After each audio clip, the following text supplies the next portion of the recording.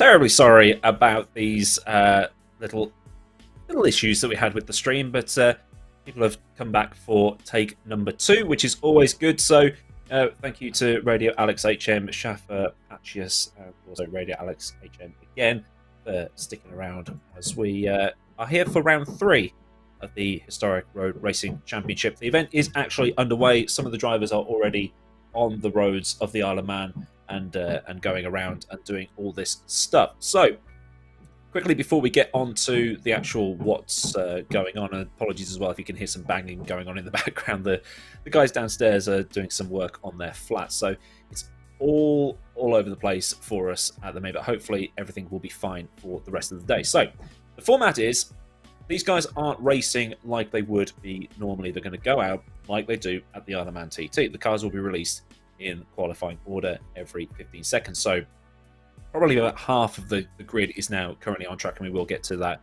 in a moment. The drivers are going to do probably about 6 laps or so of the Isle of Man, and the laps will be between sort of 20 minutes and 23 minutes, depending on the class and because of fuel and stuff like that. And whoever sets the fastest overall time is the winner.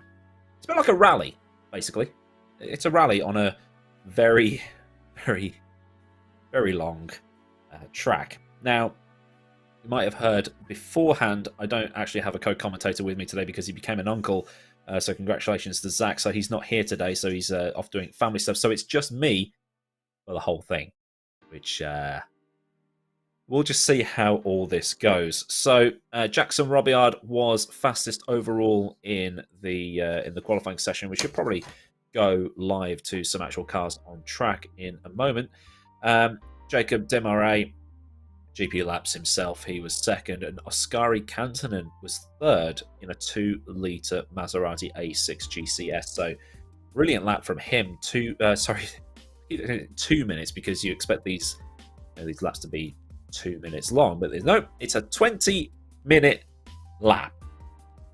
What a lap! So again, I say once again, thank you to everybody that is here. We'll get to the actual running of the event in a moment. We are just trying to sort out some background issues that related to the stream. These things happen. We were sort of kind of anticipating it as well. But what can you do? It happens. But we're here.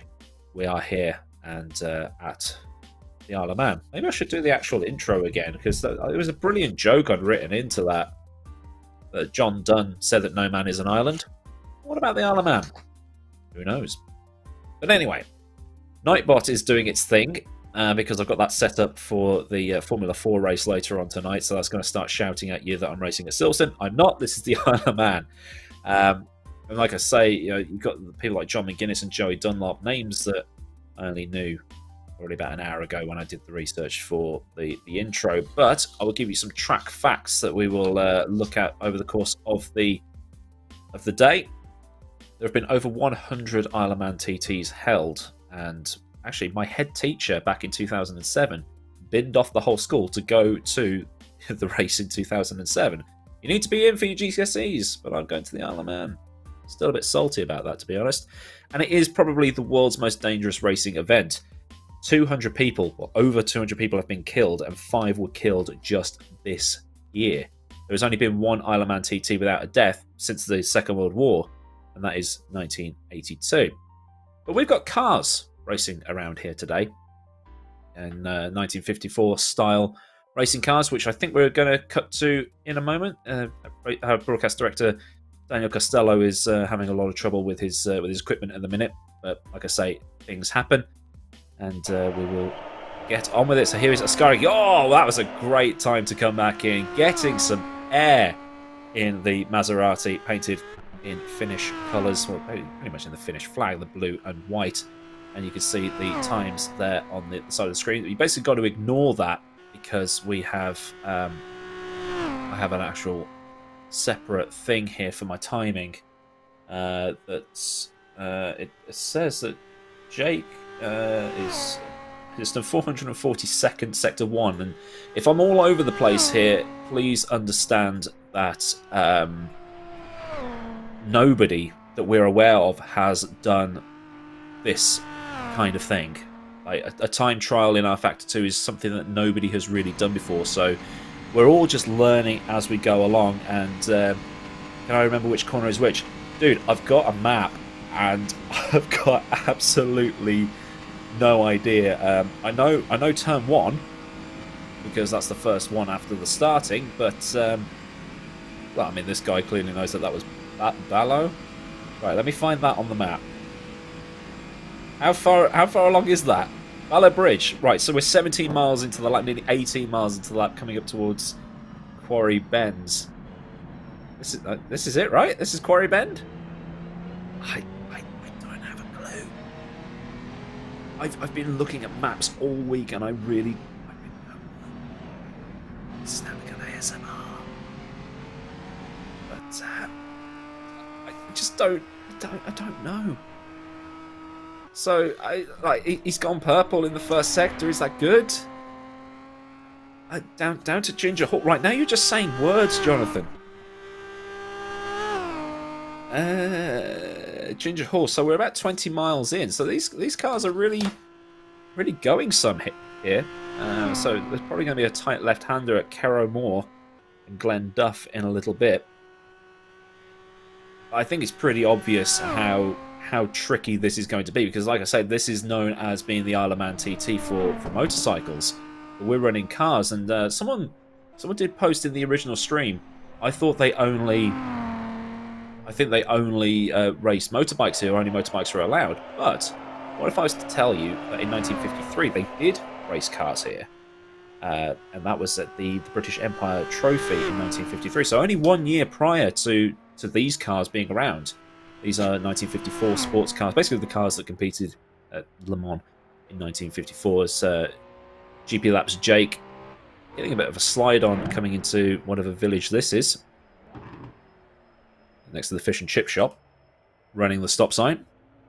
And this is the great thing about the Isle of Man, is that it basically forms this massive loop. It starts in Douglas in the sort of the southeastern end of the island, if I've looked at my map correctly. Where is my map?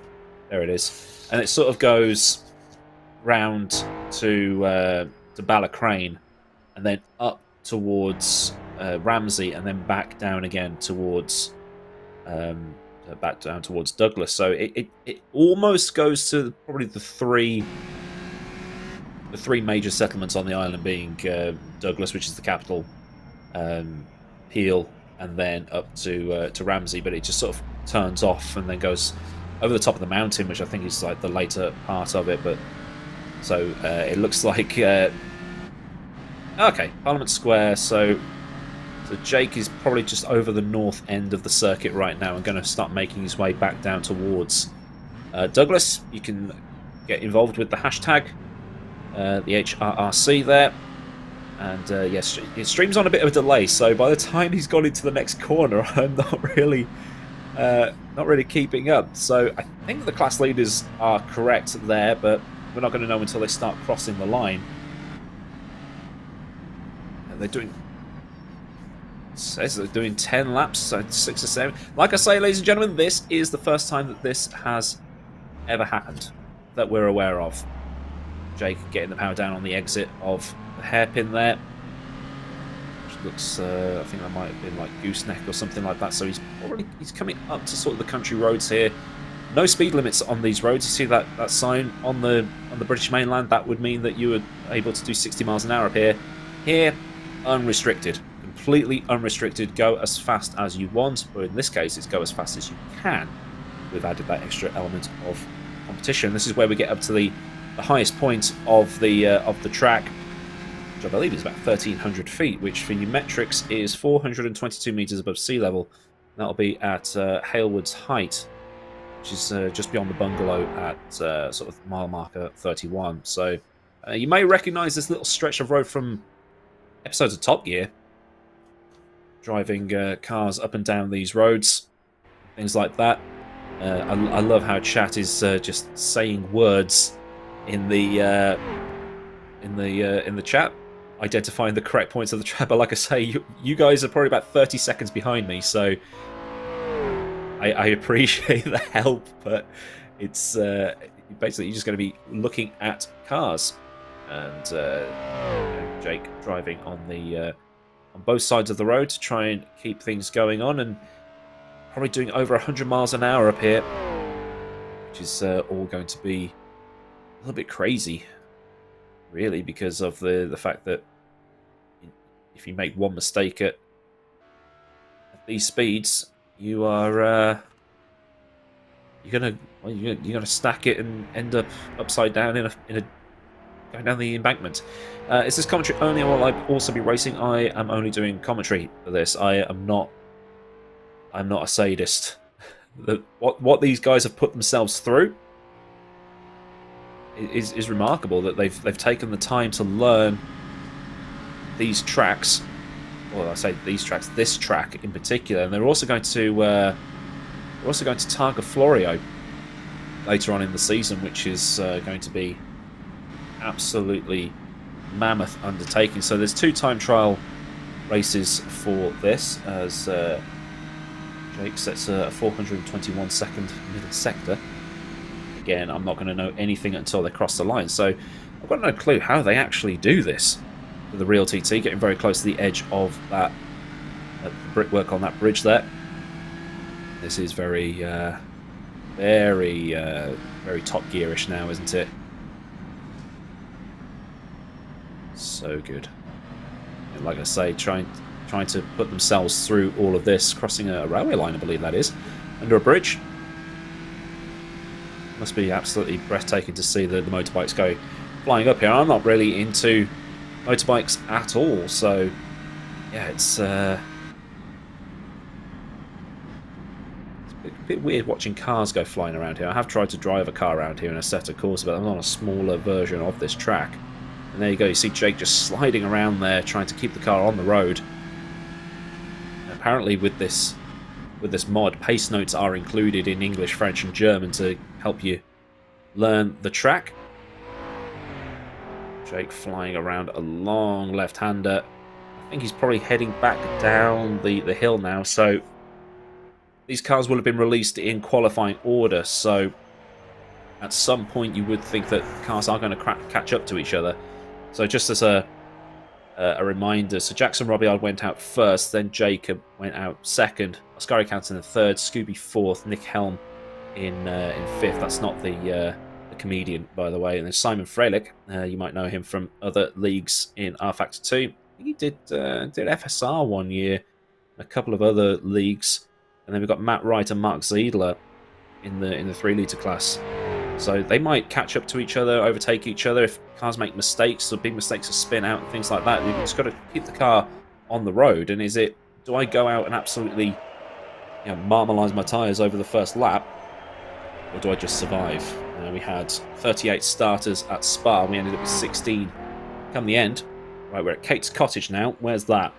Oh, we're near the end. Right, there's a tight right-hander coming up, which will be Craig Nibar, I believe. I don't know if that's how it's pronounced. So we're already about, what, 4 miles? Oh, yep, says right there. Well, that's probably a good place to watch. I bet that place gets rammed, that pub. So, whoa, getting a bit of a slide on, Jake. And it's downhill towards Brandish and Hilberry. So he's only about 3 miles from the end. So apparently this is the end of his first lap.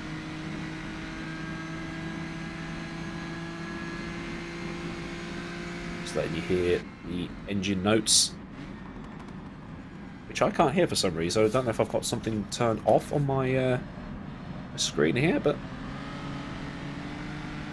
I just realised that I couldn't hear anything there. So there we go. Like I say, we're having a few issues with the stream, but we're all learning, and all the British road signs as well. So this should be 40 miles an hour down here, but the speed limits will not apply to Jake. We'll try and get some shots of the other cars as well to make sure that we're not showing too much bias to the man that's made all this happen. GP Laps organising the whole league, and obviously Simply Race broadcasting it. You can see this on the Simply Race YouTube channel. Go and give them a like and a subscribe as well. Do some great work, or even pay them a visit if you're in the Milton Keynes area. So, like, we are near the end of the lap. Signpost corner. So I think that was Hilberry he's just gone through. signpost corner, the nook, and then the run to the end, getting very close to those flagpoles. Don't want to hit one of those. And then we have the run towards the final straight. Jake was saying actually earlier today that he finds that on full fuel, the Jag is really nice to drive, but as the fuel wears off, the front end just becomes really light and it starts to understeer a lot. And that is a lap complete for GP Laps. I think. That does sound about right though, doesn't it? So Jackson Robillard, his last lap was a 20:32.4. Jake has set a 20:44.1. So Jackson Robillard absolutely flying out there at the minute. I think those are the only two that have actually set a complete lap so far. Askari Kantonen, 4:42.7 and a 4:24.8. So that's 424, not in minutes, because of the way this timing stream was designed. It was designed for things like Le Mans and designed for things like, motor racing. So Reese Gardner, Southpaw racer, has actually set the fastest middle sector of anybody out there at the minute. The Australian, who has also decided to put himself through pain to do this. And, if you know Southpaw racer as well, he's called Southpaw racer because he doesn't have the use of his right arm. So he's doing this. He's put all the time in to learn this, so fair play to him. He is third in class at the minute. That'll be because he was released third in class, I think. He's in the 2-litre category. Oh no, this has all been messed about because of the fact that Askari Kantonen outqualified. Askari Kantonen outqualified 4 5-litre cars and a bunch of the 3-litre cars, so that's why the 2-litre is shown ahead of the 3-litre. So this is probably the first race we've done. I say the first race, the first event that we've done as he comes up to Craig Nibala. We'd assume that the car was a bit easier to handle through there. Like I said, it's the first event that we've had, excuse me, where anybody can actually win it. Before, it was basically, the 5-litre cars would just overpower everybody. But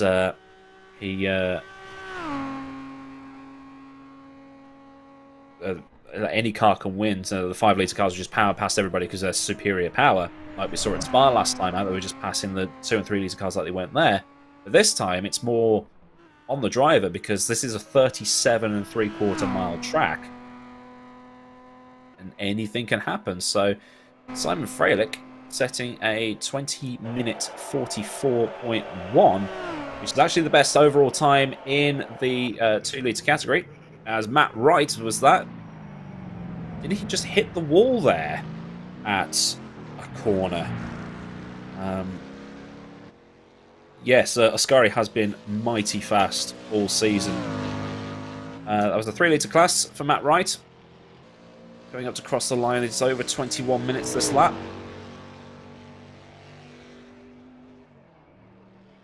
Finish line just there past the pit lane and that bridge. Mark Ziedler in the Merc. Beautiful looking car. This track is available on the Steam Workshop if you want to give it a go for yourself. Actually runs all right. It was originally designed for Grand Prix Legends. I mean, you can probably tell that from the 2D sprites that have made up the rest of the scenery here. Very nice recreation.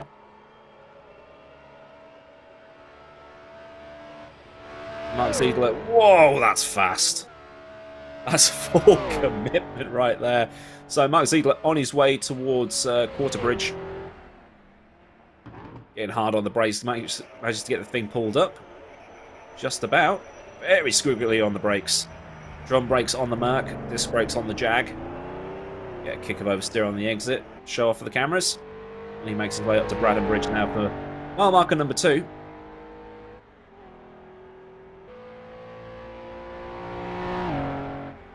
I can only imagine what it looked like to actually be in that car, driving through the left-hander and then the right-hander. So that's just about, just about the church. That's about 2 miles down.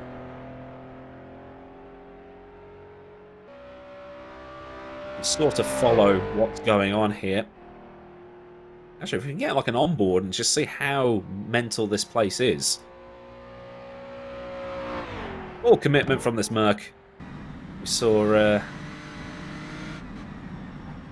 Casper Stolzer absolutely ragging the Merc around Spa last time out, and had a bit of an issue with his computer during that race. But it was very good drive nonetheless. Leaving Douglas now, I think. I think we need a map. We need a track map in the corner. That would make everything a little bit easier for everybody. I wonder how many people are running SimHub with a track map and things like that, so they can get an idea of where they're supposed to be on the road. Keeping it all the way to the left so he can throw it in for this right-hander. Try not to hit the stuff on the outside. And this looks terrifying from a car perspective. What's it going to be like on a motorcycle?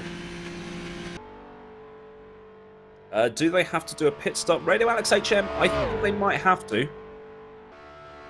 Mainly, I think only for fuel though, because these are bias-ply tyres, so they'll last forever. And we have a retirement in the 3 litre class. Bayer is out. Martin Bayer in the Gordini T24. I think that might be, well, it's the first one that we know of to actually crash out of the race. We were expecting that at some point. We're expecting some drivers to lose the car at some point. Bambi Costa is in the pit lane.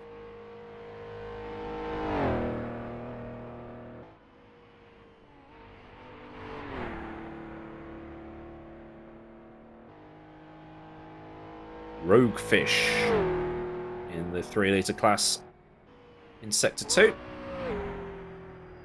I'm trying to get a glimpse of some of these road signs so I can actually see where the track's going. Oh well. Like I say, we lost Martin Bayer.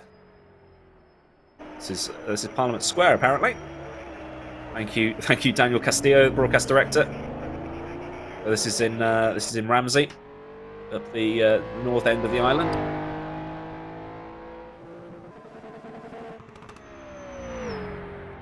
Robiard's first lap time, well, his best lap time, Taka, is a 20:32.4. Jake's, as you say, he's doing a 20:44.1. So yeah, Jackson Robiard is on fire today. Martin Bayer didn't crash. It looks like it's a disconnect for him. So actually, thank you, chat, for helping me with this, because this is very useful for like little things like that. Jackson Robiard on board now in the Ferrari, painted in US blue, because he is from the United States. Hard on the brakes. There's a bit of a switcheroo bit here. Whoa, okay. I think I saw that bit on the TT once when I was just watching random highlights on ITV. Seeing them get up and basically do a wheelie. Now, Jackson, like I say, is driving with the car in US blue, and this is the cool thing about the series, is that there aren't any, like, no sponsor liveries or anything like, not like what you'd see in what I'm going to be doing later with the Formula 4s or anything like that. It's like you can paint the car in manufacturer colours, or you could have had a red one, or you can paint it in his national colours or the colours of his city or something like that. So, for instance, I could have a British Racing Green Jag, but I could have a black, red and white stripe on it, because that's the colours of the region of England that I'm from. So, Jackson Robiard currently in Sector 2 of the of the track. I'm assuming he's over the western end of the circuit at this point. So Mod and Austin were unable to start due to connection issues. Ryan had a crash, as did Martin. Austin Birchfield also out with a crash. Pod got a DNS right at the start. Oh, that must have been gutting.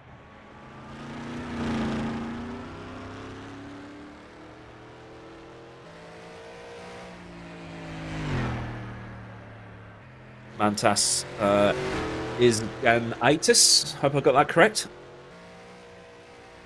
He's currently in the pit lane as well, so a little bit of jungle juice for him. Jackson currently at Solby's. Or at least he was at Solby's. Right, so yeah, he's in the northwestern end of the circuit, heading towards Ginger Hall and Carramore and Glenduff, that little area. But he'll be up towards... Whoa! He'll be up towards... Parliament Square and... Parliament Square and Ramsey and all that bit as well. VR just bricked itself going into Glen Helen's section. Where's Glen Helen? Alright, so the southwestern end of the circuit. Gotcha.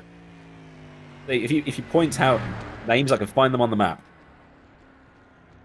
There you go, kids. Learn to read maps. You never know. Now we have Darren Andrews in the... This is the Bristol. We haven't seen many of these this season.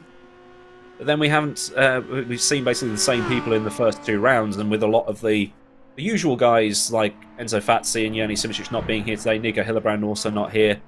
Neither is Timotej Andonovski. We've seen some new people come in, taking part in this. I get to see some of the cars that we haven't really seen so far, like the Bristol, like the Merc, and things like that. I'm just going to see if any other cars have turned up. We've got a lot of Astons in this one. The Bristol 450 for any of the car nuts out there.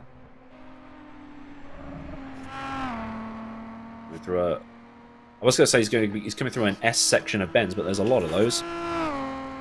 But then again, Jonathan Bradbury in chat, you'd be able to identify which part of the track it is just by looking at it.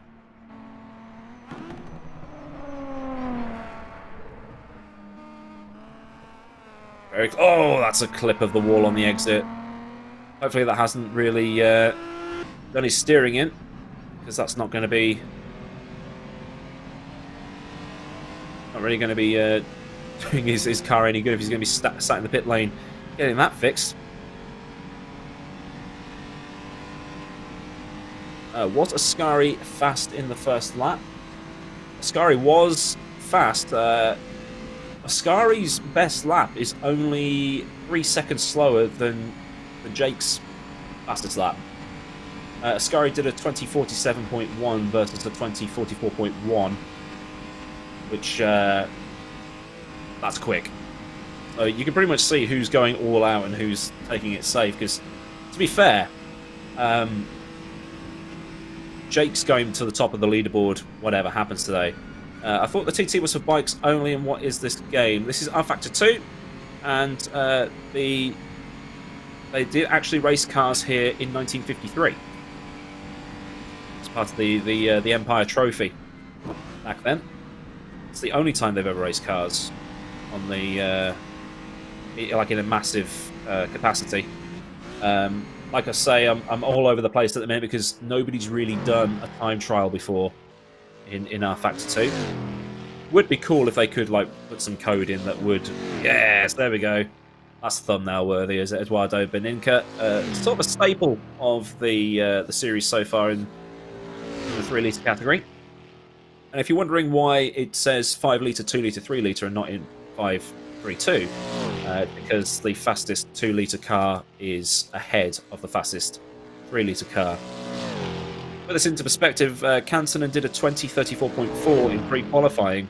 Fastest 3 litre car was a 20:48. That's nearly 14 seconds faster. Someone needs to slow this Ascari guy down. Beninca in sector 2 here, 9 minutes into the lap, so he's pretty much at the halfway point. Yay! The Romanian judge gives him a 9.4 for that. So you can see the social media tags up there, and do share this about. A lot of support for this league, which has been absolutely great.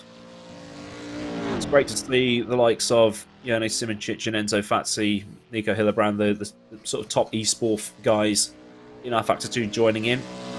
There was that worry that some of them would turn up and take it far too seriously and win by 500 seconds, but they just turned up, had some fun, took it for what it is, the banter that it is. And that is the current standings, the mid-race results. Jackson Robillard ahead of Jake Desmarais. Nicholas Hem, that's 5 litres. Nicholas Hem, and then there's your Sorry, 3 litres. I'm all over the place at the minute with all these bits of paper that I'm trying to keep an eye on. So yeah, that's a 3-litre class, and then we'll have the 2-litre class for you in a second. There we go, Ascari Cantonen absolutely obliterating that. Simon Freilich having a really good debut in the series. Reece Gardner in 3rd position as well. Silberwolf, who has been pretty much dominating the 2-litre class, down there in 7th place with Liski, Vladimir Kodryavsky, and Frank Verplanken. And in pretty much what is the Maserati Cup, with a few Bristols in there as well.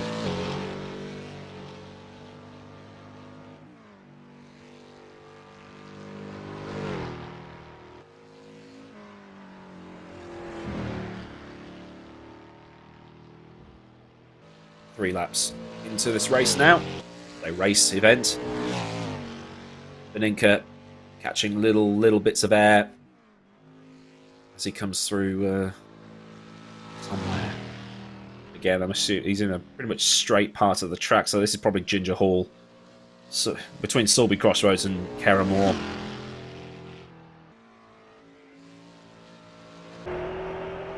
This is where I need another commentator.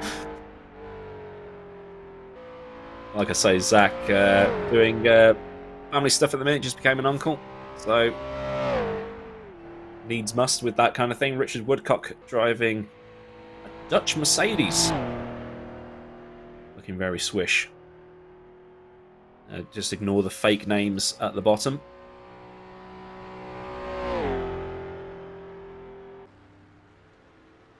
Scooby now in the Ferrari. This is on the run up the mountain and back down the mountain, back towards Douglas, so he's probably about halfway. You can see traffic just ahead there.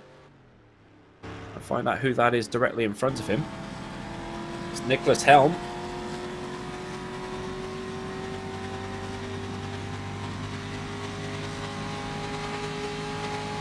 That gap between them is 3.5 seconds, but, you know, don't worry about that. And also, the other thing to take into account here is that overtaking other drivers is going to lose you time. You've got to try and find a way past. I don't know if Jake's given them the order, as it were, to, you know, get out of the way if you see someone behind you, because this is a time trial. You're not actually racing the other cars, you're racing the clock. So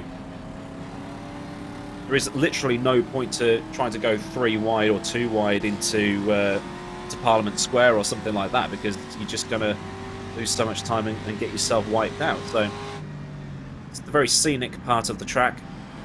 Like I say, you may remember it from Top Gear as they come up to Black Hut. Is that even labelled on my map? No. It is not. So this is like I say, new for everybody. The rules are slow car to the left, pass on the right when it's safe. Okay. Basically the same rules as it is on a UK motorway. Stay left, pass on the right. Awesome. Cool. In fact, considering that this track was made for Grand Prix Legends and then ported to R Factor 2 and other sims like that, it's looking very good. Across the railway line. There we go, Frank Godrecki. Oh, passing slower traffic. This is what we were talking about before. And then Frank Godrecki driving the Aston Martin. All of these cars, basically modified versions of the AC Cobra that came stock in R Factor 2, made to look like, you know, Jags and Ferraris and Astons and things like that, and then given fake names to avoid the copyright police.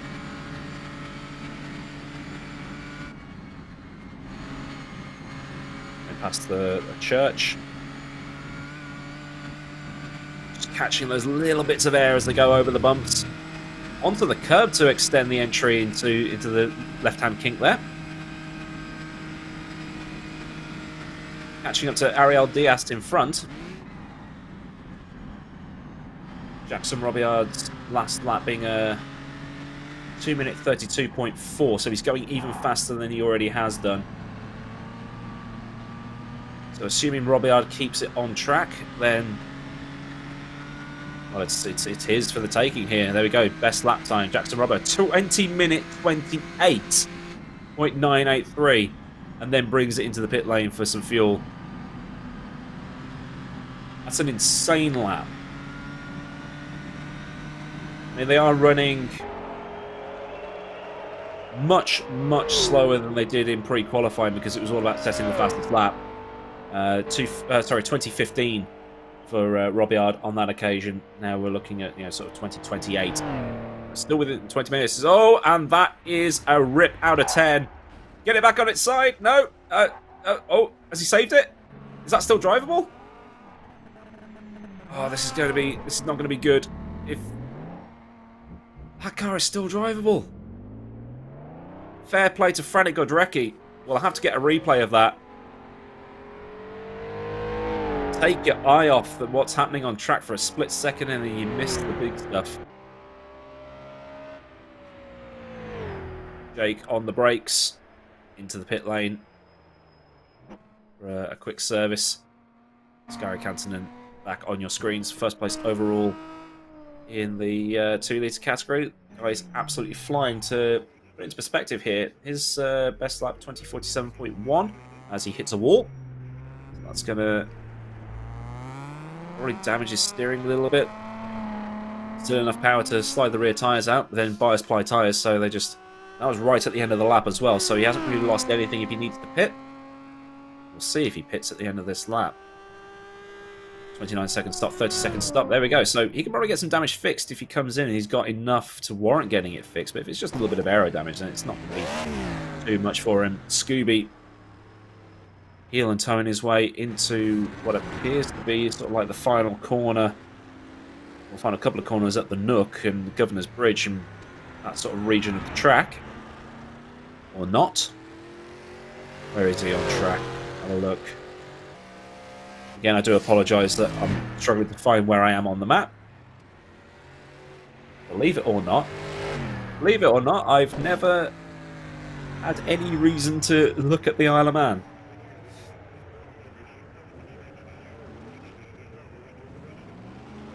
Try and find my... There we go. Lost what I was looking at for a second. There we go. Alright, so I was right. It was near the end of the lap. I think he was at like Hilbury or something like that. So, awesome source. Reece Gardner out of the race. Southpaw Racer has gone. Try and figure out what's gone wrong for him there. Dan, if you're still awake, try and join into this because I need someone to fill in the gaps here. This is mad stuff. But it's different, and that's what we like about it. Scooby and Helm in the pit lane. Gardner out the race. Going to be absolutely gutting, especially with the amount of time that people have put in for this. Freilich setting the best lap time overall in the 2-litre class here, as he also pits.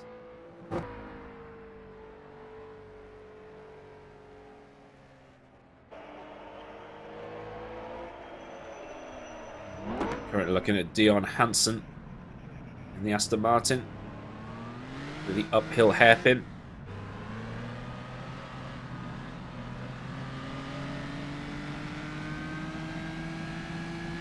Well, to give you some background on the track, Ryan, as we watch Hansen sort of heading back down towards Douglas here.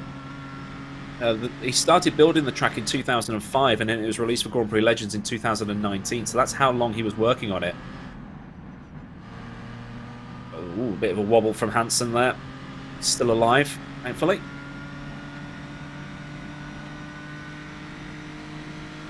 And then ported from Grand Prix Legends into R Factor 2, which is what we're using today. Right in the pit lane. Simon Freilich out of the race. People dropping like flies at the minute. And stand-up comedian Josh Widdicombe in chat saying that Reece hit a solid bollard on the mountain and ripped a wheel. Easily done.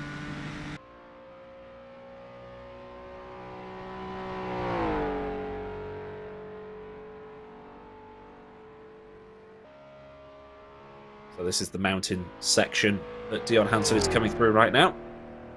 It's probably about 5 minutes from the end, or 4 minutes from the end of the lap here. We're on lap 4. Well, Robillard's on lap 4.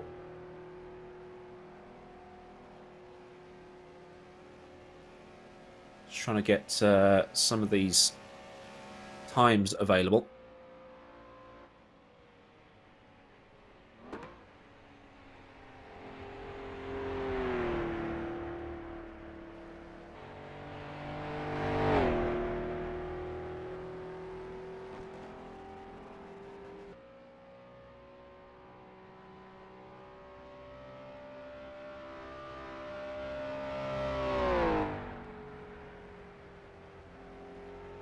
Oh, just a little bit of a slide. Because the track doesn't have that long to rubber in for this. They're pretty much driving on ice in these things.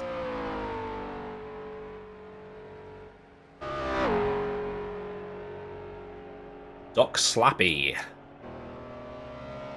What a name. He's about 10 minutes into his lap, so just before the halfway point, as that was Cantonen in front of him.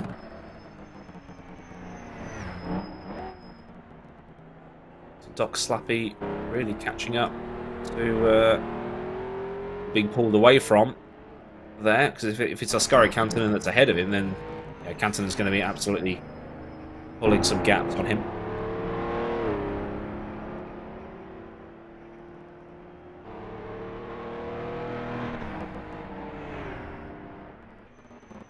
Keep forgetting that I've got this timing screen on the other side, and it tells me who we're looking at and who's in front of him. So yeah, so Treogat in front of Doc Slappy here. Moved out of the way of Doc Slappy. Not a doctor. And then in behind Treogat is Salami, everybody's favourite sandwich filling. So there's a lot of there's a lot more crossover in the 2 and 3 litre class. Just to give you an idea of where everybody is overall. So you got Jackson, who's first overall and in first place. Jake's in second overall. Scooby is third in class, but he's in fourth. Nick Helm is fifth overall, but fourth in class. You got Juan Costa, also in 5 litre. He's in 16th place. And the final 5 litre class is 21st overall. But when you get into the mix of the thick of the 2 and 3 litre class, there's a lot more overlap. So just to give you an idea of who we have lost so far, see Ziedler heading up towards, heading through a small village on this island. I've got an uncle that lives on the Isle of Man, as it so happens. I wonder what first attracted him to that tax haven.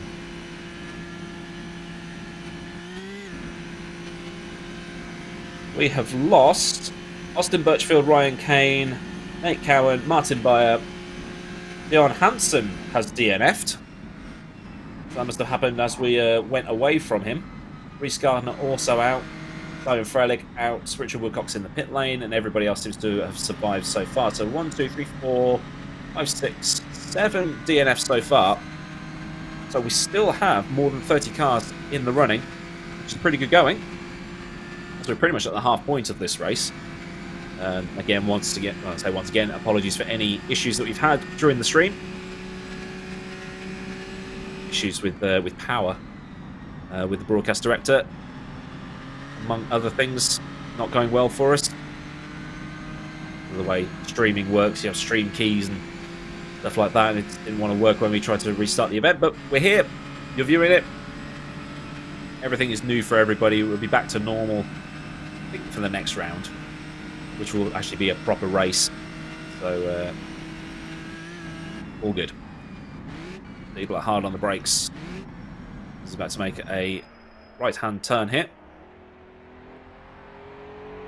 Getting very close to the wall. Very Monaco-esque. Given that he's only 5 minutes or so into the lap,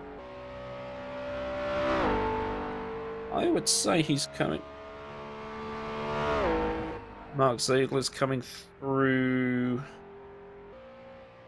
Laurel Bank.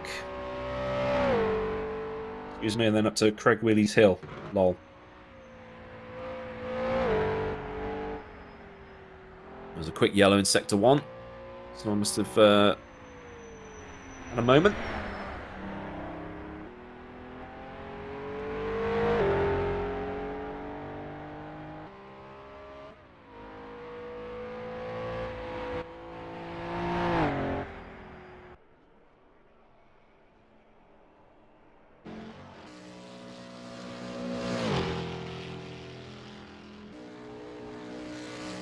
Are the many Gordinis on track now? Owenberg, yeah. What did he do in pre-qualifying? So there's a pre-qualifying event for every round to sort of get the grid, and then the times are taken from 107% of... oh, Kantonen is out! Where did Oskari Kantonen drop it? He was doing so well up there in 3rd place overall.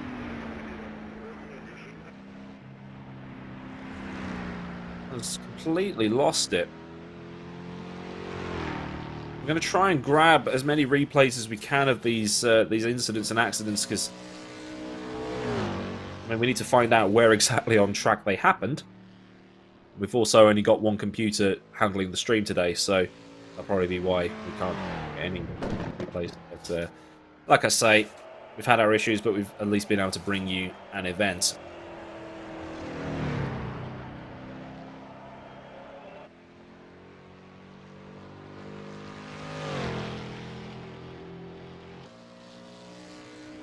Yellow in Sector 3, that's been quickly cleared. So Owen Bergier, fastest lap so far is a 21.07. His previous lap was a 21.25, so he's dropping off a little bit.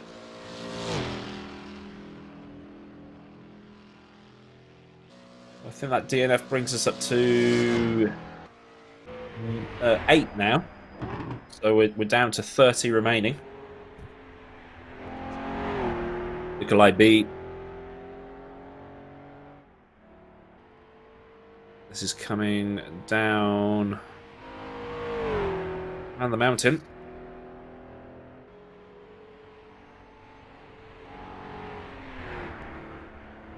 So he's not too far from the end of the lap here.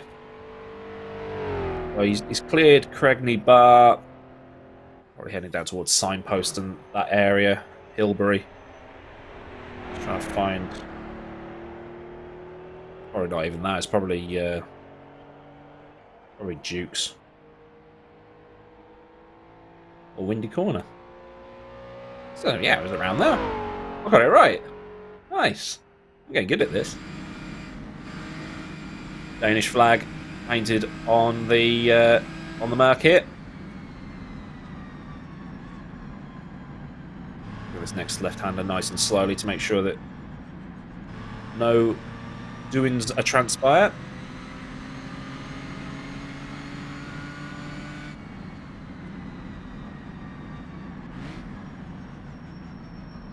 This will be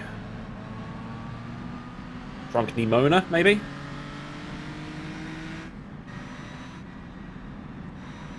.33rd milestone. So it's Keppel Gate, Kate's Cottage, and then Cregney Bar down the bottom of the hill.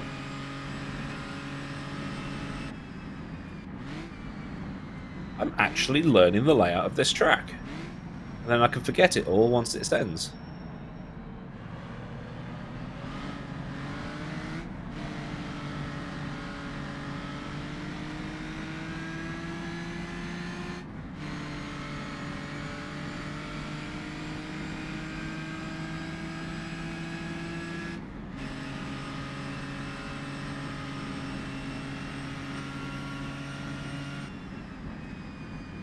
Some good updates coming in from chat. Jake has made it to Parliament Square and Ramsey, so that's up the top end of the track, so he's probably a few minutes behind this. We'll try and bring you updates from as many drivers as we possibly can. Like I say, we're only running one computer for the stream.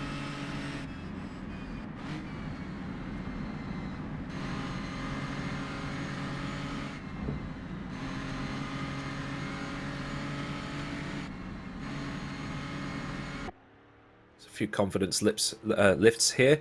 Jackson Robillard dropping a huge amount of time in sector 1, so pit stop maybe? But then somehow goes 2 seconds faster in the middle sector. Because who else but Jackson? Once again, this is the run down the mountain, so he's kind of at pretty much at the summit here, the highest point, which is about 1,300 feet. If you're into your quick facts, if you use metric, that's 422 meters. And actually, we'll compare. I actually wrote this down. Compare the fastest lap for the drivers here, which was 20 minutes 15.4 by Jackson Robillard. The fastest lap on a motorbike is 16:42.7, which was set by Peter Hickman in 2018, which equates to an average speed of 135.452 miles an hour, or 218 kilometers.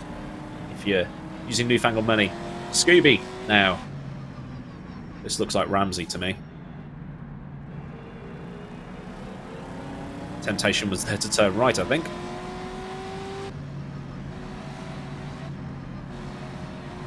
"13 minutes into the laps." That does sound about right. A huge blip of throttle. Coming into this tight left-hander. That is tight, isn't it? Wow.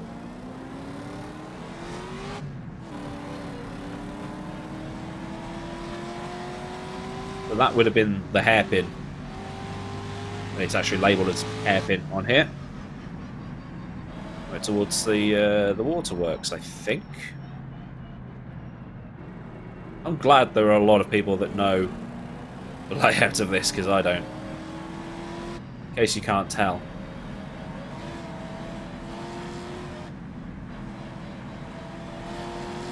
Just leaving Ramsey. Take on the Mountain Mile. There's your standings. We've got Oregui taking a very quiet lead in the 2 litre class. So now the 3 litre class has overtaken 2 litre, but that will be because of the retirement of Ascari Canton. And so now the fastest, or the lead 3 litre is now ahead of the next 2 litre. But now the timing screen looks correct, as it were. This is Scooby leaving Ramsey, heading up towards the mountain section. Very scenic part of the track. Don't want to catch one of these banks because, I mean, we've seen it before, looping the car and doing cartwheels and stuff like that.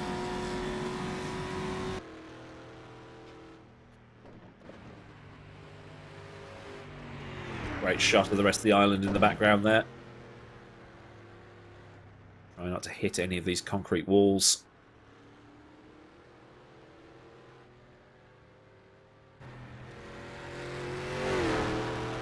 Up the Joeys and Guthries. This is about 27 miles into the lap.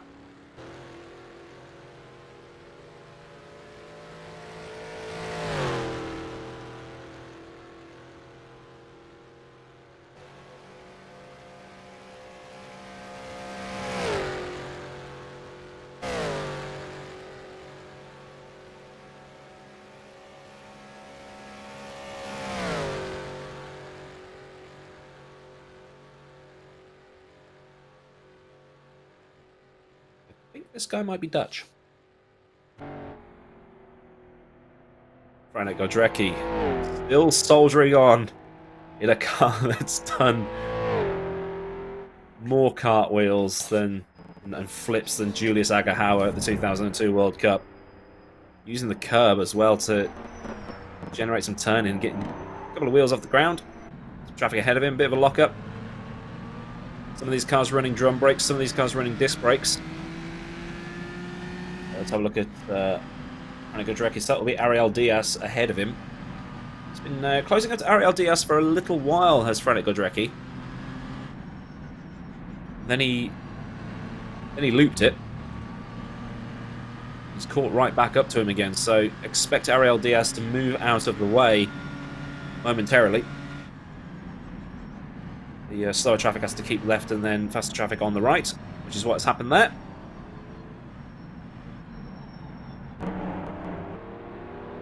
Very well communicated between the two drivers. Everybody's looking to survive. Apparently this is the Glen Helen, one of my favourite bands. I love the song Jump. Also Ice Cream Man and Eruption.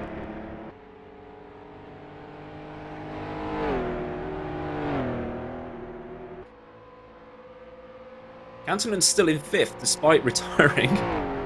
Just shows how fast he's been.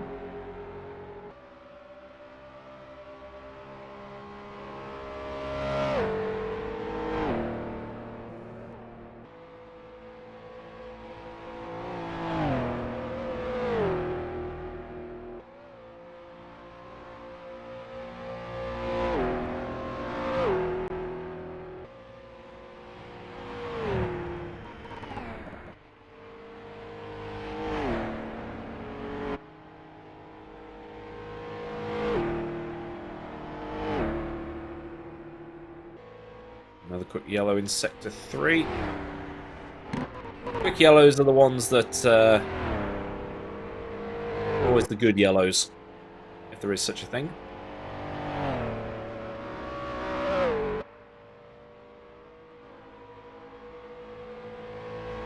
Let's keep moving into 5th in the 2-litre class. We're watching Gudrecki, who is somehow managing to keep that car going. Robillard down the hill into the right-hander. That's at the beginning of the lap, so that's the start of lap 5.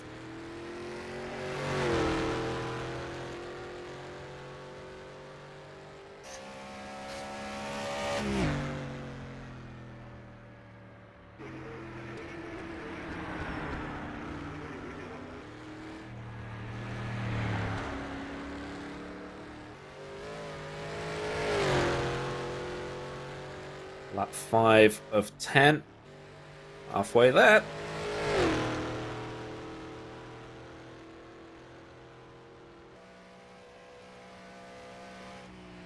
I just had it in my ear that they're going to do 6 laps, and we probably won't see all 10.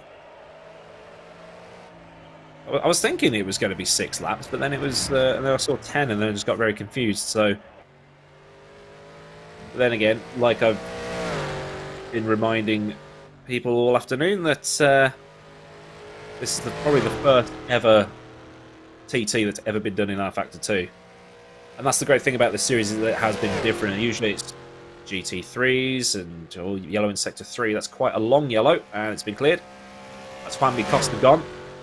And Nick Helm gone.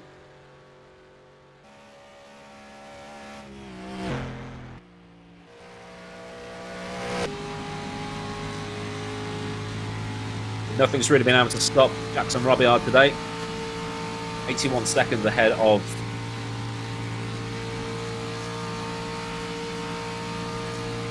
Jake, but again, it's total time rather than time between the drivers.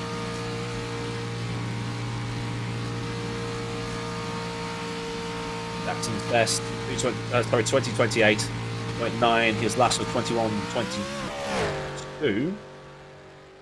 Losing time. Jake's best lap 20.34. Last was 21.30.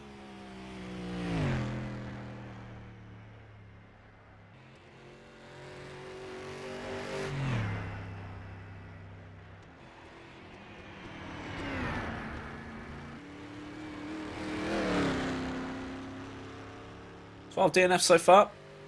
Nick Helm, Andy Costa, the latest 2.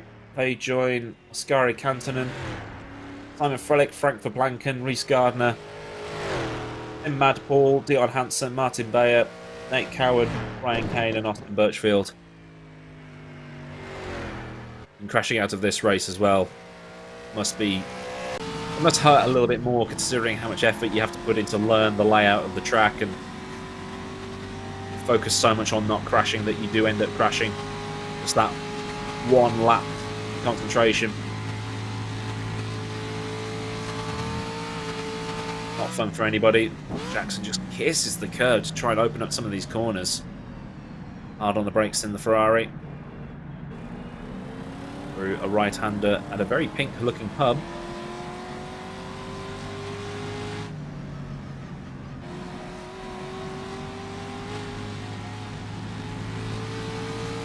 Still reckon that they should have run this in the wet, just to see what happens. So Jackson just coming through Ballacrane. If he carried straight on, he would have headed towards Peel, but he's not, and now he's going to head up sort of through, I guess, kind of like the middle-ish bit of the island up towards Ramsey.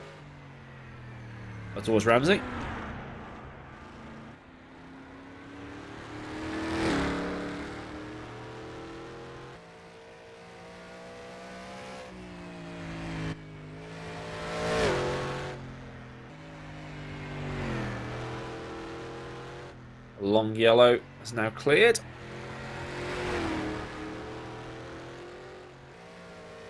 Yellow is back. Hopefully not for the same driver.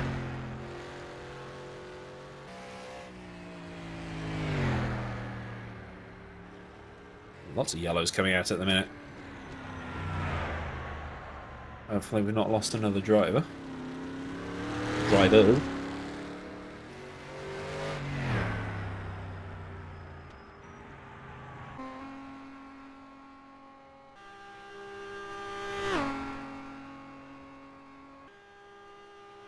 Vladimir Kotliarski,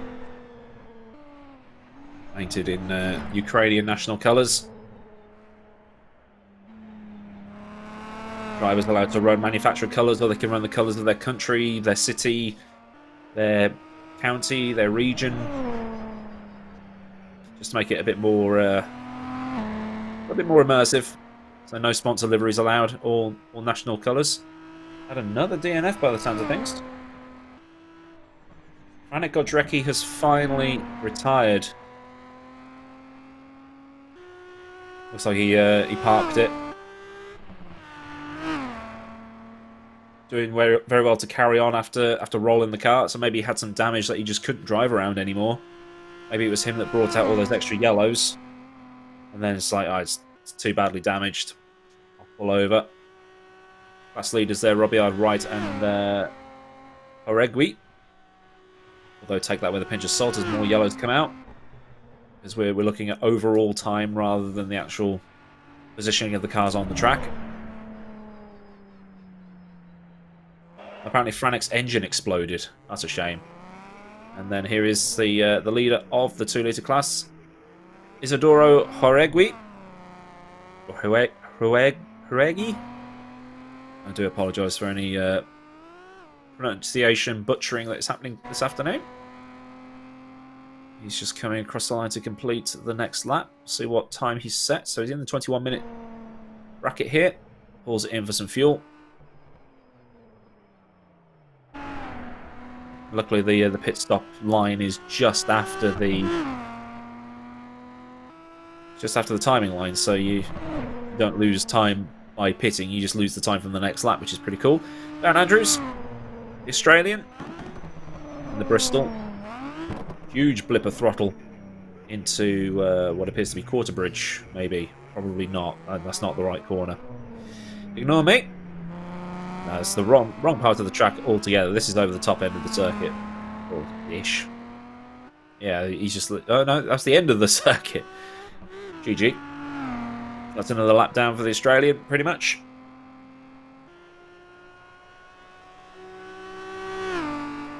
Into the 21 minutes. That's a pretty quick lap for a 2-litre class car.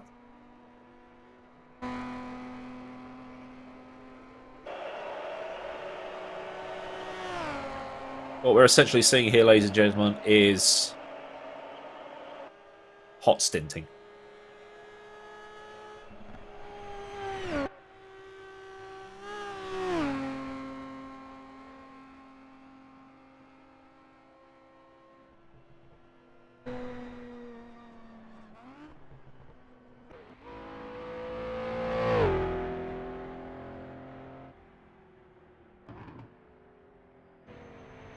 Okay.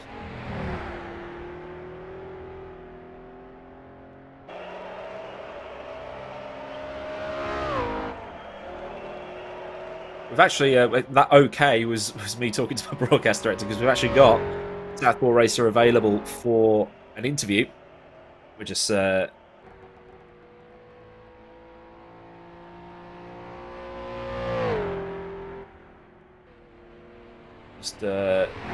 to bring him in, make sure he's all cool with that. My phone's trying to throw scores at me.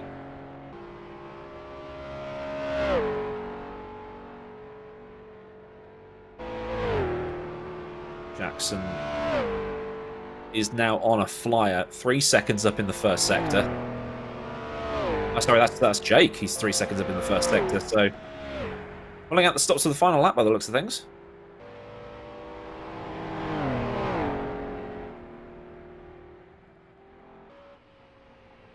Just getting around the lap traffic. Semi holding him up, as per the rules. Lap traffic keeps left. He overtakes on the right, which is the laws in the UK. Get some air on stream. Jake is actually streaming this, so if you want to see his POV, it's right there.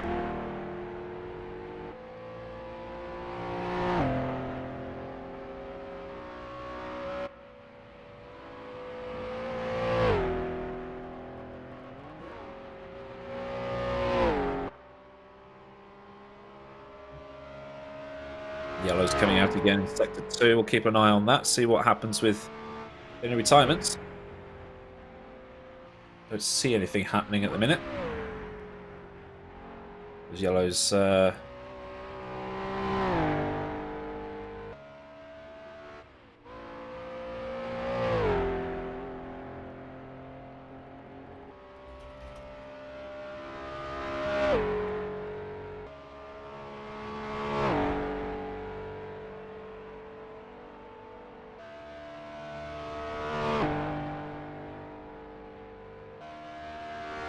bringing Southpaw Racer in. Hyler in the pit lane.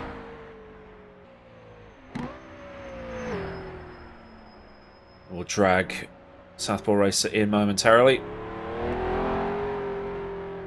to do 101 different things at the same time. I keep one eye on the event and one eye on everything else.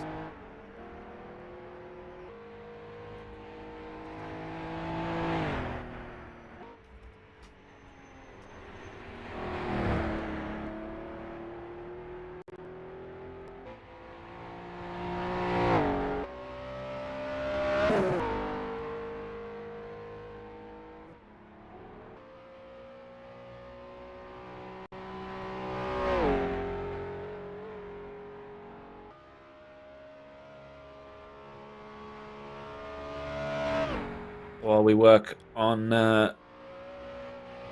getting Southpaw Racer in, we'll just remind you of the way this event works. So each driver was released in qualifying order every 15 seconds, and then they basically have to go out and set the fastest overall time they can. So just like the real Isle of Man TT, only that they're doing it in 1954 sports cars.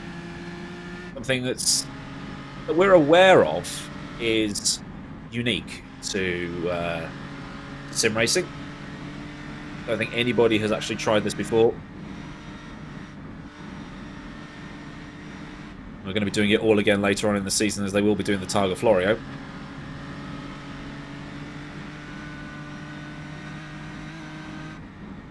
That one's going to be even more difficult to keep up with the old track map and where they actually are on the lap. Jake flying around the lap at the minute.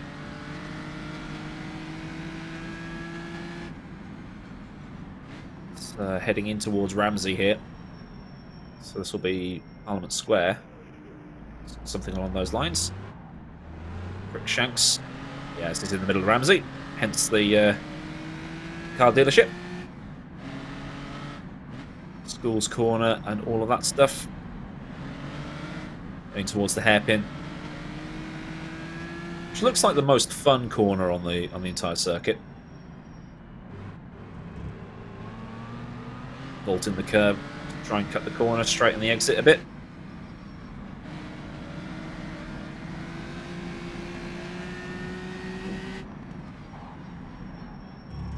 Ooh, a bit of a wobble there. Oh, he's overshot the corner. Oh, he almost ran over a man.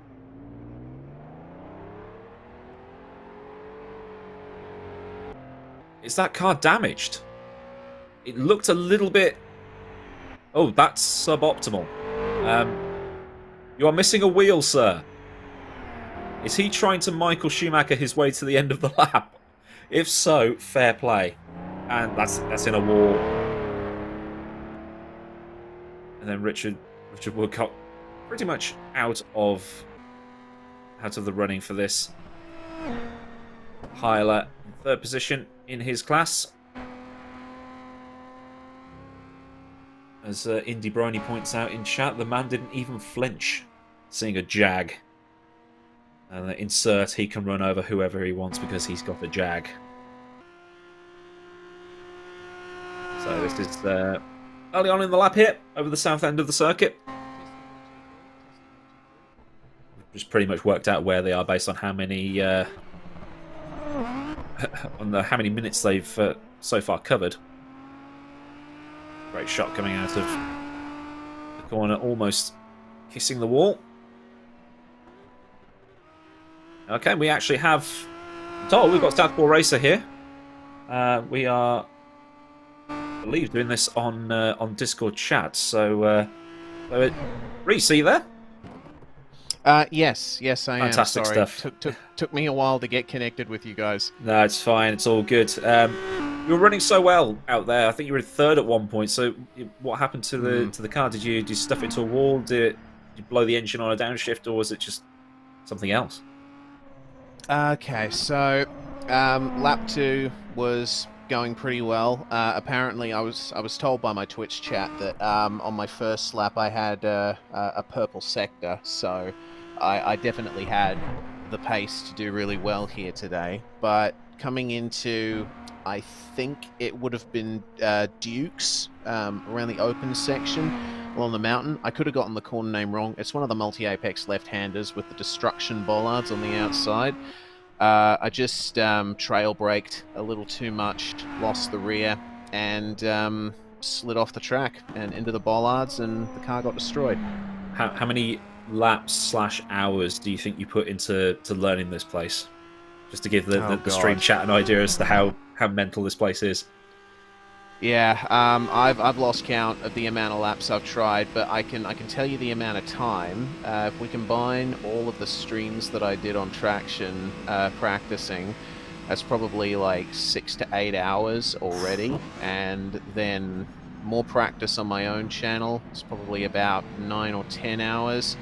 And then there's pre-qualifying. That was another 4 hours as well. So yeah, I think a bit over 12 hours worth of lapping and just learning the track, and that's not even counting some of the other sessions I've done where I just didn't have time to complete a whole lap or had a crash along the way.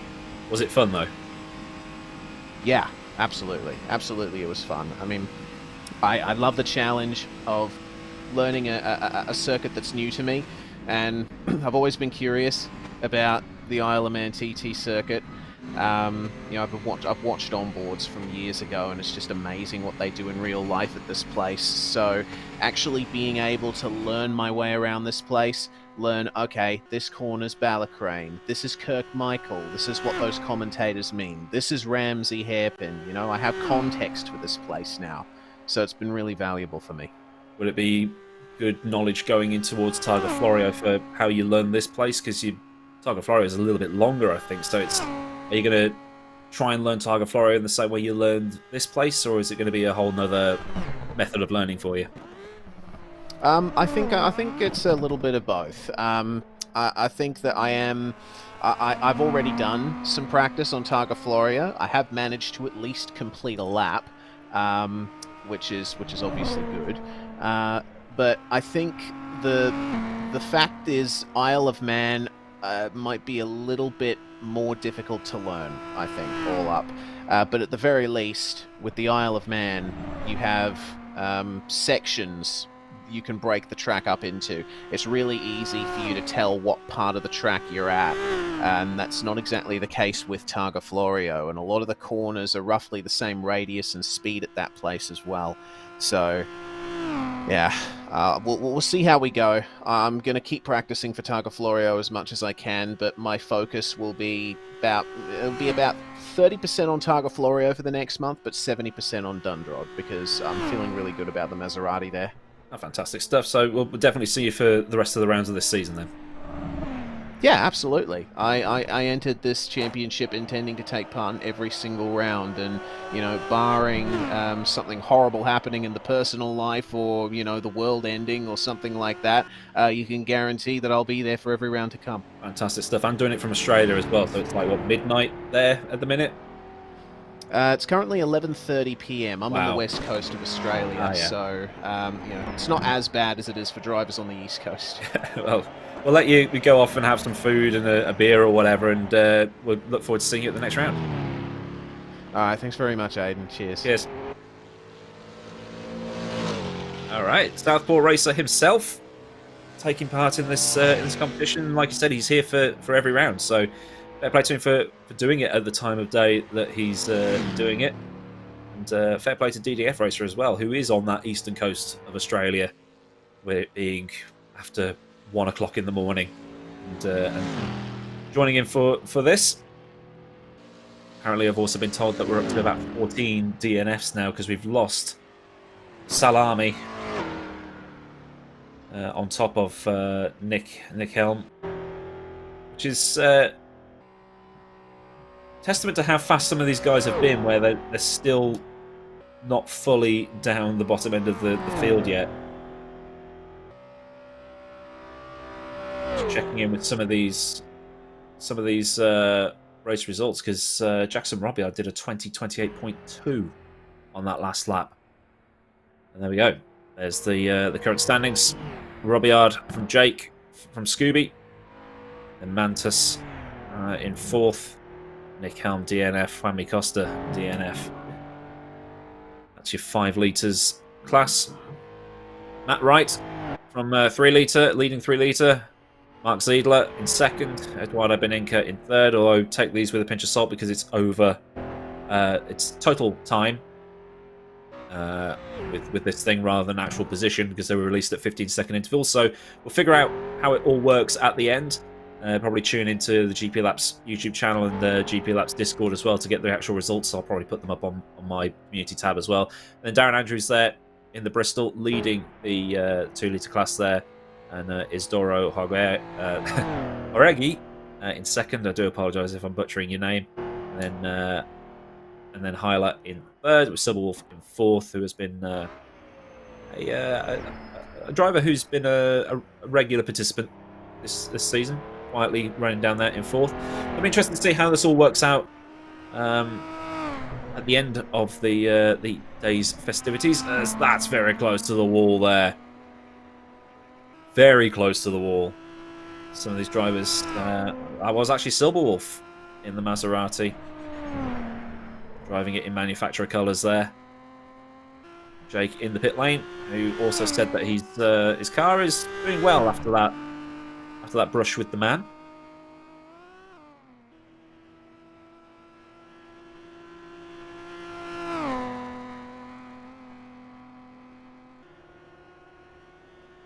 Two-litre car sounding like an angry bee.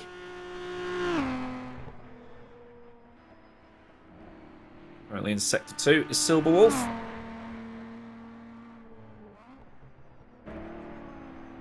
Trying to work out exactly where he is on track. About 11 minutes in.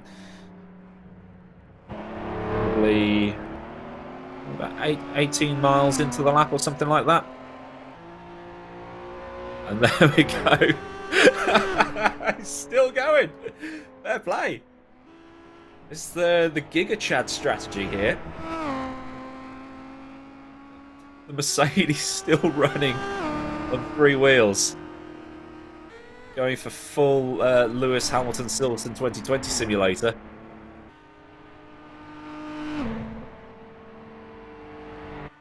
I mean, that's dedication to the cause.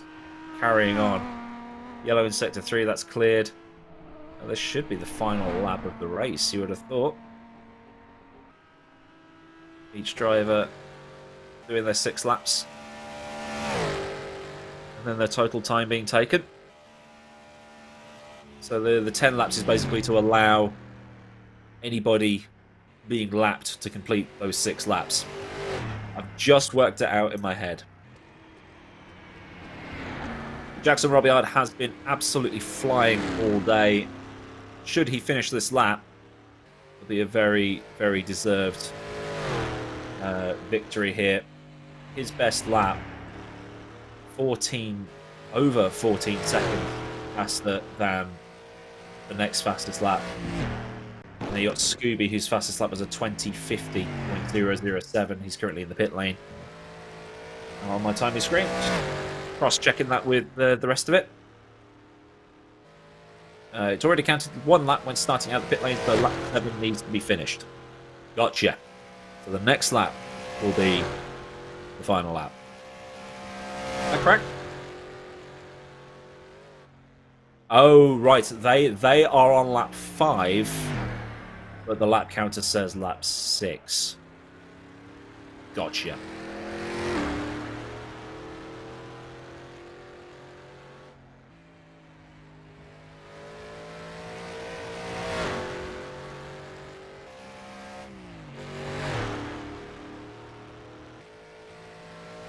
Had a roll, lost 19 seconds, only body damage, but you lost 15 kilometers an hour top speed. Frantic. Gotcha. Right, I understand that. Doing no more mistakes and then your engine blew up. Happens, doesn't it? Jackson finishes on lap 8. Confirmed. So there's another 2. So once that finishes, when that ticks over to lap 8, we've got ourselves a result. So still got 2 more laps to complete. 1 more lap after this, isn't it? Just tried to... Right. Gotcha.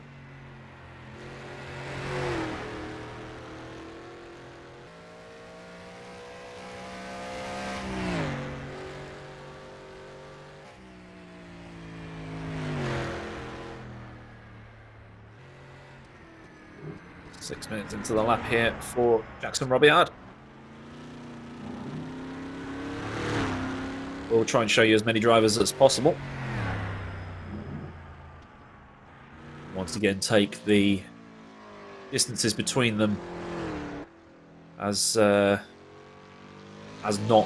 relevant, because we're looking at total time from this. Eduardo Beninca setting a purple middle sector. Brazilian having a nice little drive out there on the Isle of Man.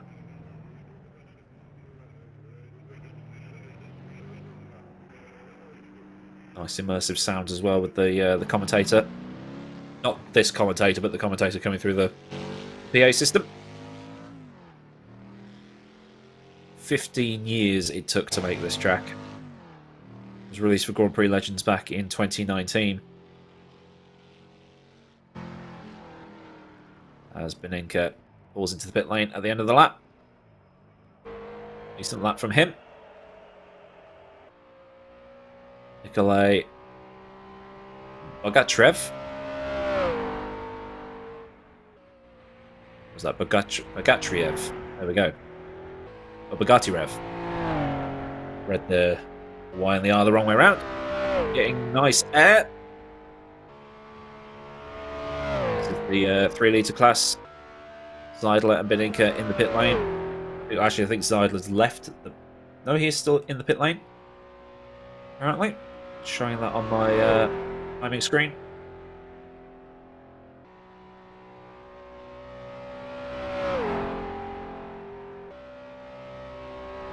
Zeidler now leaves the pit lane.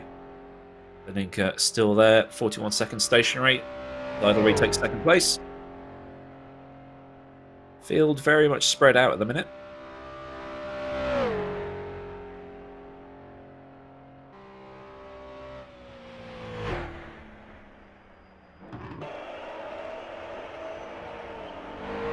Big air.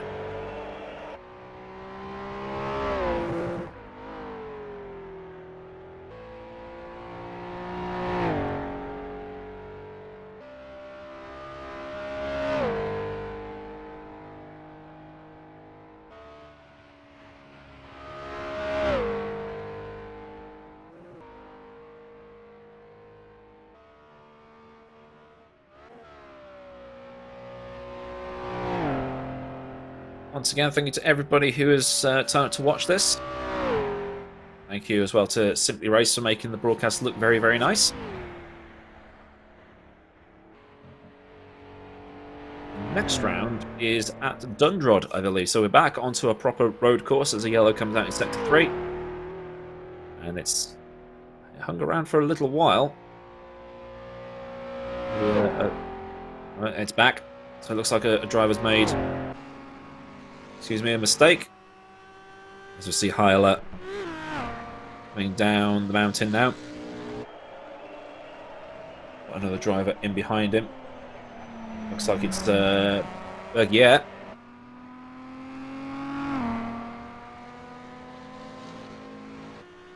Polish colours followed by French colours.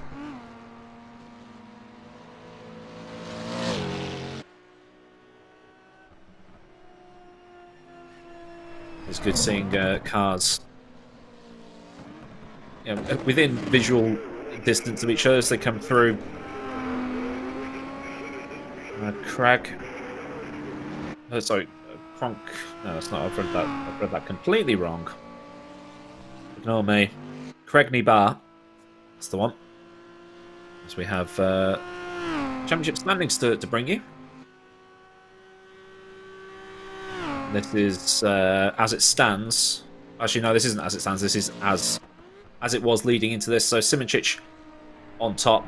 Jake will take the lead of the championship, but remember there are drop scores. There's 2 drop scores. So Yerne currently doing the 8 hours of Bahrain for the Virtual Le Mans series. Enzo Fazzi also not here today. So expect Jackson Robillard to gain a massive amount of points to basically go to where Jake is now. So Jackson Robillard going to jump from 5th up to at least 3rd. Oh, actually, he should go into 2nd, or joint 2nd with Simoncic, because he'll have a point for being fastest overall in qualifying. So Jackson going to be gaining bigly on everybody around him, subject to him finishing the race, as Hyla goes straight on into a wall. Is that car still drivable? It looks like it is. R-Factor 2, if you buckle your steering a little bit, you're going to be driving at 45 degrees, and that's the 5-litre class taking shape there. Robillard should gain about 10 points for this round. Rajasu not here for this round by the looks of things. Godrecki crashing out of this event in very spectacular fashion, as there is that Mercedes still going, determined to finish. That is Rajasu, sorry. Oh, he is here. Okay. So he'll gain some points, or 2 points for this one. He's only 5th in the rear class, because we expect him to be right at the front, but he's not today. Jake Britton in overall 1st place for the 2-litre. I say overall, he's in 1st for the 2-litre class. Silberwolf in 2nd. Skari Kantonen bidding it out of this event, so no points scored there. Not many drivers. I don't think many of the drivers around that have actually are actually going to score points today. So that's going to be pretty much as it was. Martin Bayer there as well. Nico Hillebrand. This is other drivers that have scored points, not turned up for other rounds or crashed out of other rounds. That's what Stoltz was dominating at Spa, but then retired. Matt Wright leading the 3-litre class at this point. This looks so fast going through there. And this should be a great shot. That is a great shot. I like it. Yellow in Sector 1. Quickly cleared. All good. And then it reappears again. So it looks like these yellows, they come in 3s, so expect it to pop up again. Now they've popped up again. Oh, there it is. It's a little bit later than claimed. We haven't lost any more drivers in the interim. Nice, we haven't lost Nikolai B. Rogue Fish was another one. We've already established that they'd not finished, so I think we've pretty much 1, 2, 3, 4, 5, 6, 7. Lost 16 drivers so far. We've pretty much lost. We have lost half the field. Robillard currently on lap number 5 of 6. Matt Wright almost getting onto the embankment, and these onboards just look great. Getting air, getting light as they go over the over the humps here, like there. Full on Nürburgring levels of jumpage. Yellow flags coming a little bit more often. A little bit concerning. Just quickly check the timing sheet. No, everybody's still there as it was. I think it's just drivers getting wide, hitting walls, dipping onto grass, that kind of thing.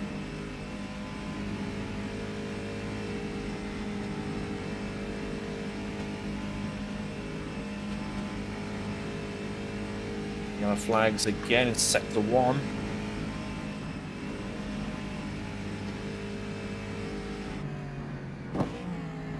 Hard on the brakes. Drop a gear. Just making sure you get the car under control, because you get a lot of air off that bit. And Bergier is out now as well. Lost another driver. We are now into the final 50% of the field.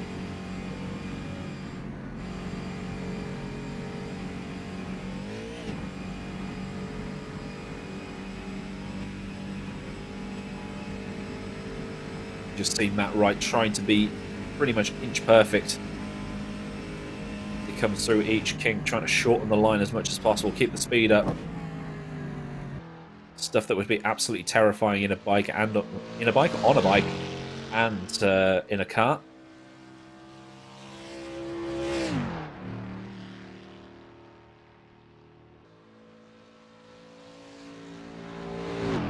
Fair play to every single driver that has taken part in this. So we look at the Welshman Toby Johnson in his Merc. This is over the sort of coming back towards the end of the lap now. 20:52 is the target time for that class. Setting personal bests in Sector 1 and Sector 2. I do like this part of the track, very scenic. Trying to keep the car off the grass. The track hasn't really had any time to rubber in either. With the way our Factor 2 works, has dynamic rubber. The way you drive the car is where the rubber will go. We're about 33 miles into the lap here. And past Kate's cottage. So this will be Cregny Bar at the bottom of the hill.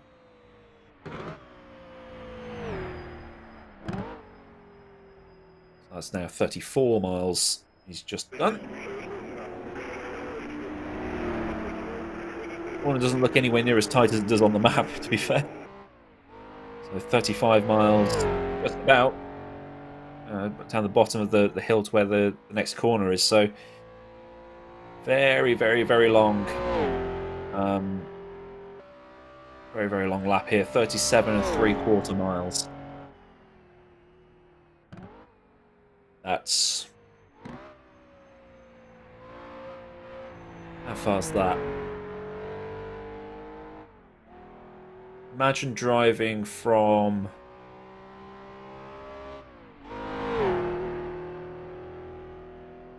imagine driving from Peterborough to Long Sutton and back again. 30 miles there. Well, 37 miles there. 37 miles back, and then doing it again and again and again and again. It's that's probably a nothing comparison, because you need to know where those two places are, but if you look it up on a map, probably where they would be. Jake coming down the mountain. Well, no, he's about to start going up the mountain if this is mountain miles. So 27 miles into the lap for him. Robillard 90 seconds ahead of him on the road.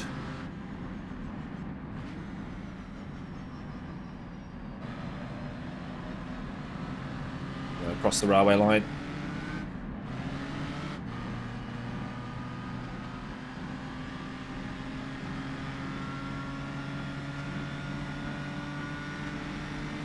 Towards the memorial. You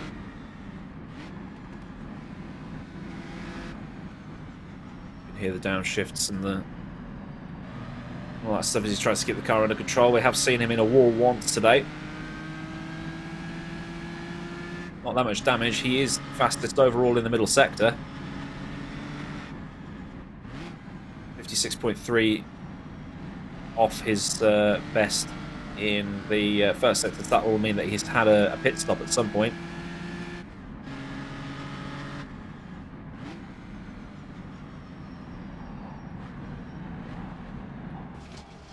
Oh no, Jake!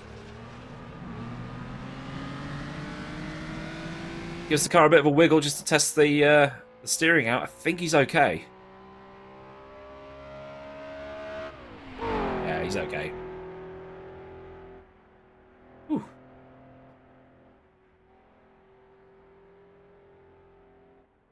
That's twice we've been on with Jake, and he's had a little moment, but he's still running, and that's the good bit. Interesting to see if the toe's been knocked out or anything like that, because even a bit of light damage on the rear, and you can have issues. I got a little bit of a bonk on the rear suspension in a Formula race at Monza. Braked for Ascari, and the car just looped. It was fine up until that point. So Jake on the way back down the hill now towards Cregny Bart.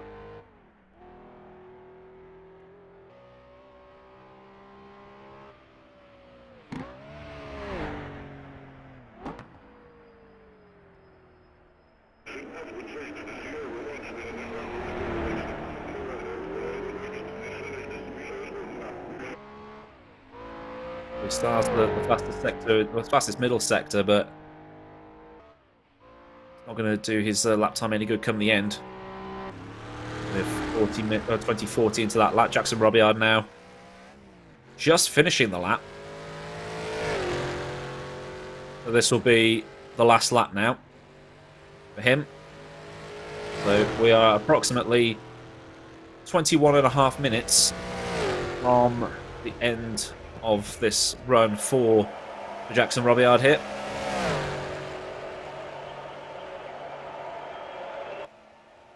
And then we've got to work out how to actually give you the results at the end.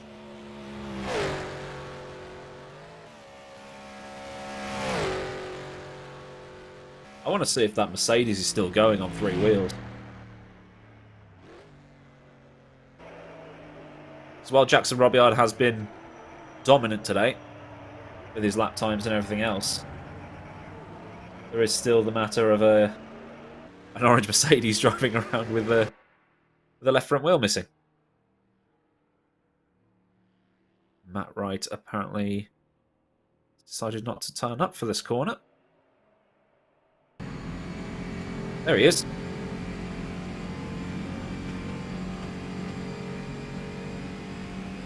I believe the Mercedes was driven.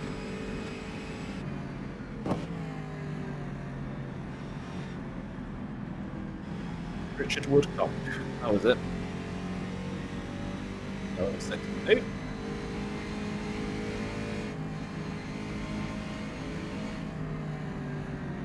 He came into the pits and has withdrawn, so that's a shame. I was hoping he'd make it to the end. Oh yeah, there he is. DNF.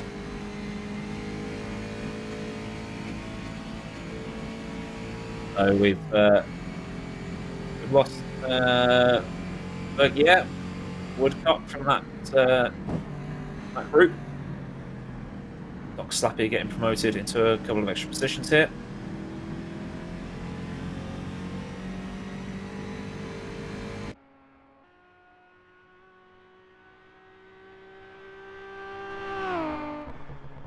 the on-track leader for the 2-litre class. Robillard on his final lap, so we'll keep an eye on him for the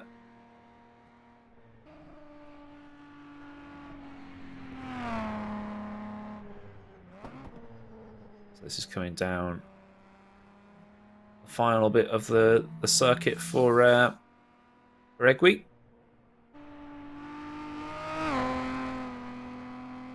Apparently Robillard's lead is about 40 seconds in terms of total time, so we'll try and figure a way of getting that back for you, or getting that broadcast for you.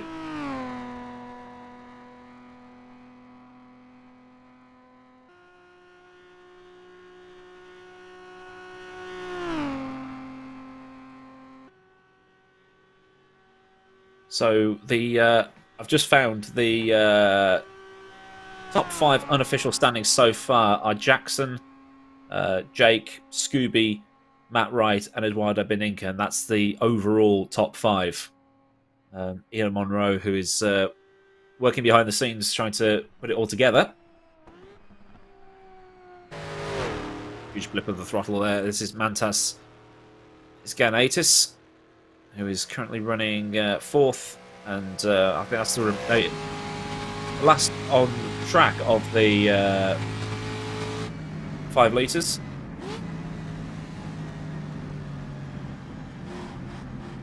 He's currently 10th overall, at least on track. We'll see where he slots in on the end of the actual thing. Idler behind Eduardo on combined time currently. So we'll why we this is probably why this doesn't happen very often. It's because it's very difficult to keep track, but you never know unless you try it. It's something new. People are interested. There are still methods of putting it all together. Yeah, we have to do it all manually. If you still want to join in for the rest of the season, pre-qualifying for Dundrod will be available the week before the race. You can sign up and get yourself onto the grid that way. Take part. These cars, very tricky to drive.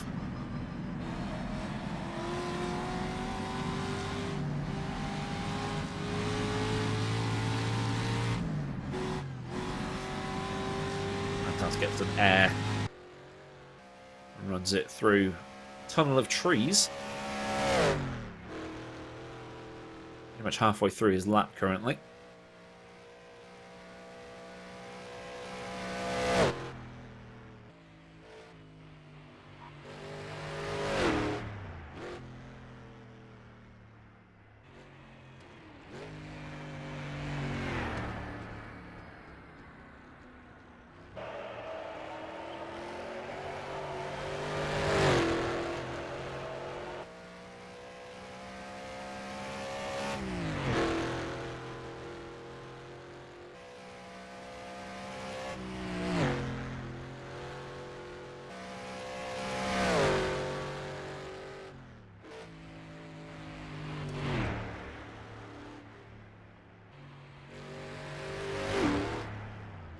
Checking the timings right now. It looks like Robillard is still in the first sector here.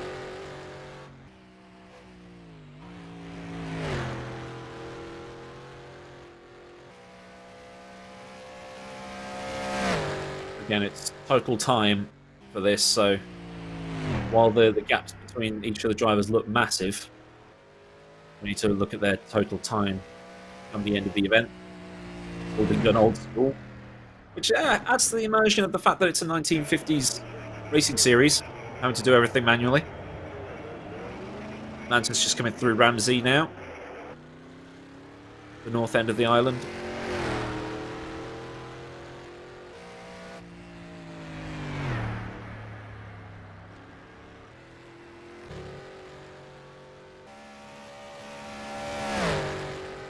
I'll see if there's any more information that I'm being given. Robyard, Desmarais, Scooby, Wright, Beninka, the provisional top 5.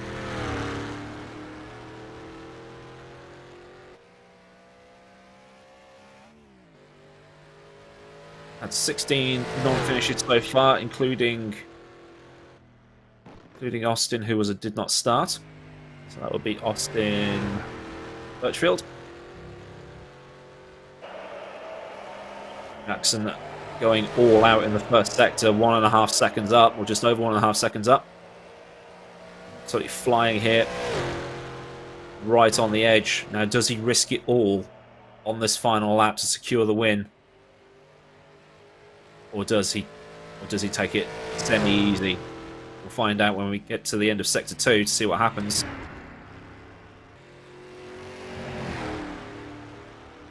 Brilliant driving from everybody so far, getting massive air.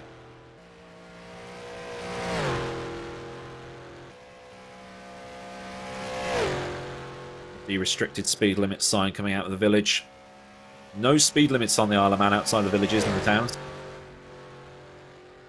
That was almost a loss. Almost lost the back end. Jackson Robyard appears to be right on the edge of adhesion on this final lap.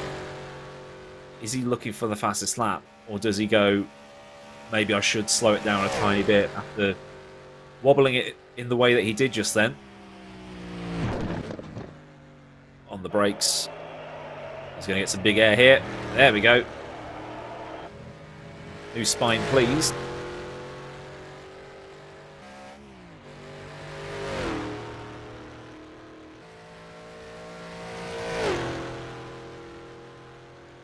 Roughly halfway into his lap now.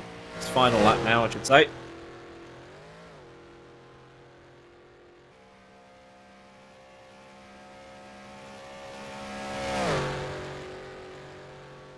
At the end of this lap, expecting to pull into the pit lane, and that'll be it for him.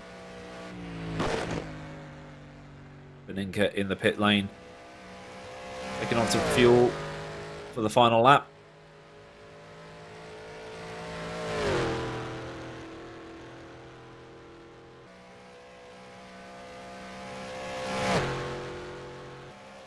Going up to some insane speeds up this straight little section here.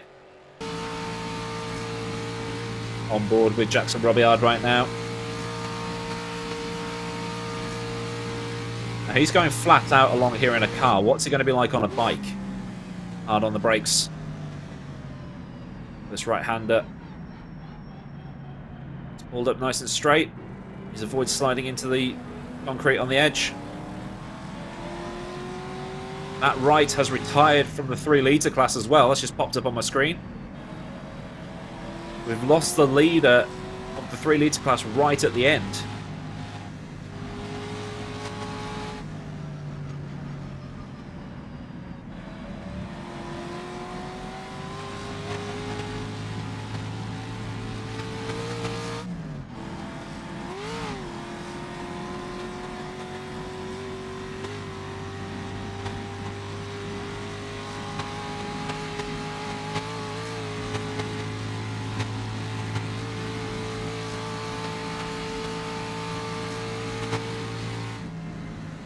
The engine just hitting the red line, slowing up, trying to get the car to turn in.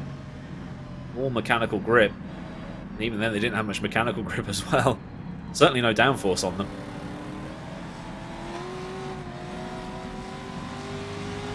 Threading the needle. Jackson Robyard seems to be a guy who's learned this track pretty well in the run up to this event. Also president of Spa.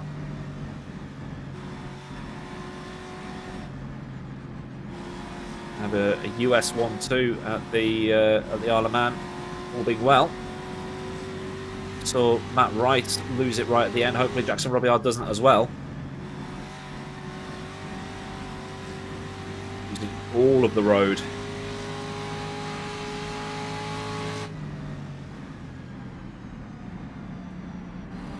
Underneath one of the purpose-built footbridges so that spectators can cross the road without getting in the way of the bikes. coming up on some lap traffic here as he enters Ramsey for the final time. A very tight right-hander past the car dealership. Underneath another one of the purpose-built footbridges, as we see Scooby now. Coming through Sulby, I think this is. Because he's going flat out. I think it's just process of elimination now.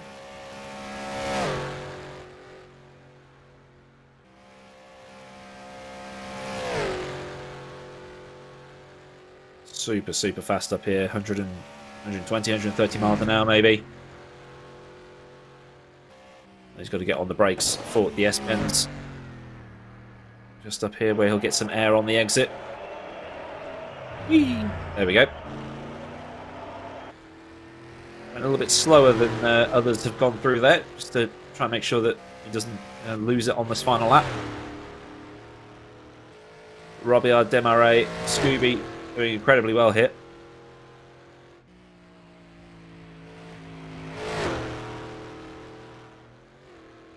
Like I say, everybody that's finished this race has done incredibly well. Everybody that made the grid has done incredibly well. Anybody who learned the circuit has done incredibly well. It's been a huge event for sim racing, this one. Cars at the Isle of Man. I don't think anybody has ever done this before.